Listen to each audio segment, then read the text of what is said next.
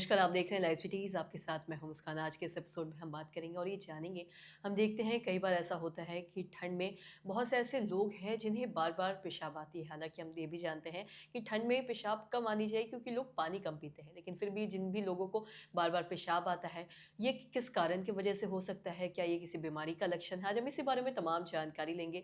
आज हमारे साथ मौजूद है इसी पे खास बातचीत करने के लिए बिहार के जाने-माने यूरोलॉजिस्ट डॉक्टर अजय कुमार। साथ ही आपको बता दें कि ये यूरोलॉजिस्ट सोसाइटी ऑफ इंडिया और साथ ही इंडियन मेडिकल एसोसिएशन के पूर्व अध्यक्ष हैं। सर नमस्कार, बहुत-बहुत स्वागत है आपका।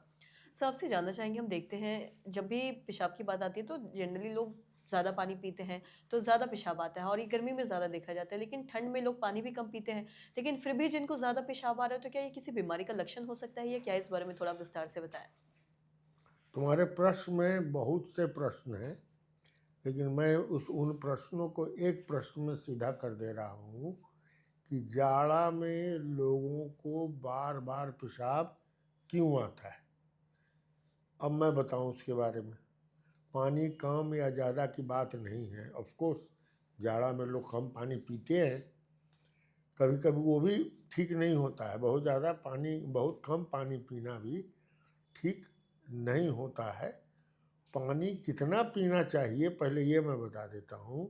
जाड़ा हो या गर्मी हो या बरसात, पानी उतना पीना चाहिए कि पेशाब पानी की तरह साफ हो। पेशाब में जहाँ रंग आया, जिसको कहते हैं एम्बर कलर का हुआ, पीला हुआ और बहुत गाढ़ा पीला हुआ, इसका मैंने और बहुत कम पानी पिया है, तो अगली बार इतना पानी पीजिए कि पेशाब पानी की तरह साफ हो। इससे दो फायदे हैं। एक तो आपको पेशाब में मतलब जिसको कहते हैं बहुत सी बीमारियां हैं नहीं होंगी, और सबसे इम्पोर्टेंट है पत्थर बनने का चांस पेशाब में मैंने मूत्र प्रणाली में बनने का चांस बहुत कम हो जाता है यदि डाइल्यूट पेशाब हो। एक तो ये बात होगी। अब तुम्हारा जो प्रश्न है कि जाड़े में बार बार क्यों पेशाब आता है, देखो भाई सिंपल है। गर्मी में जो भी पानी पीते हैं उसके निकलने के कई रास्ते हैं। कोई भी चीज़ जो पीते हैं या खाते हैं उस चीज़ में पानी रहता है, उसके निकलने का रास्ता है मूत्र है, मल से भी पानी निकलता है, और पसीना है। पसीना बहुत ही इम्पोर्टेंट चीज़ है। तो पसीना होता ही नहीं है जाड़ा में। सब लोग जाड़ा के मारे इतना ना कपड़ा उपड़ा पहने रहते करते, ऐसे भी पसीना नहीं होता है। जब पसीना नहीं होगा तो वो जो पानी पी रहे हैं आप, वो पानी कहाँ जाएगा? पेशाब में जाएगा। तो मात्रा ज़्यादा रहेगी पेशाब की, तो पेशाब ज़्यादा करिएगा। एक तो ये बात होगी। दूसरी बात हो गई, जाड़े के दिन में जिस व्यक्ति को, स्पेशली प्रौढ़ लोगों को या बुढ़ापे वाले लोगों को, थोड़ा थोड़ा तो प्रोस्टेट की समस्या होती है। प्रोस्टेटिज्म जिसको हम लोग कहते हैं, कि उसकी समस्या रहती है, तो वो थोड़ा ज़्यादा ही इरिटेट होता है प्रोस्टेट, और साथ में पेशाब की थैली भी इरिटेट होती है ठंडक में। तो पेशाब की थैली इरिटेट हो रही है। प्रोस्टेट यदि पर्टिकुलर एंगल से, जिसको कहते हैं मिड लोब वगैरह बढ़ा हुआ है, वो और इरिटेट कर रहा है, तो जल्दी जल्दी पेशाब करने की इच्छा होगी।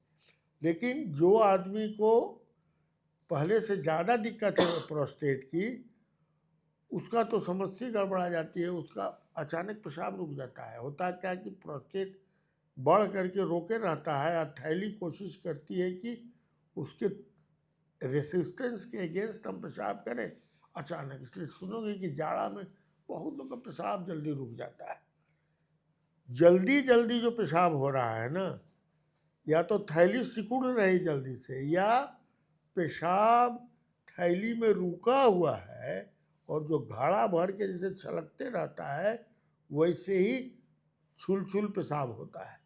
तो ये छुल छुल करके जो पेशाब होता है, उसको ज़रूर दिखाना चाहिए डॉक्टर से कि कहीं मेरा पेशाब रुका हुआ तो नहीं है, और उसके ऊपर से ओवरफ्लो तो नहीं हो रहा है। तो ये दो चीज़ें ध्यान देने की हैं। और जाड़े में हमेशा आदमी को कोशिश करना चाहिए वेल प्रोटेक्टेड रहे। इवन जेनाइटेलिया वगैरह को भी वेल प्रोटेक्टेड रखे। और यदि थोड़ी सी भी इस तरह की समस्या है, वो उसको डॉक्टर के यहाँ जा कर के उचित सलाह लेना चाहिए, और यदि कोई समस्या है तो उसका इलाज करना चाहिए। जी, सर बहुत-बहुत शुक्रिया तमाम जानकारी देने के लिए। तो आशा करते हैं दर्शकों कि आप ये समझ पाए होंगे कि ठंड में बार-बार पेशाब आने का कारण क्या है। जैसे कि डॉक्टर साहब ने तमाम जानकारी दी है, तो आशा करते हैं जो तमाम जानकारी है आपके लिए लाभदायक रही हो। तो आज के इस वीडियो में इतना ही। अगर आपने चैनल को सब्सक्राइब नहीं किया तो तुरंत कर लें, साथ ही हमारे फेसबुक पेज को लाइक करें। वीडियो देखने के लिए आपका धन्यवाद।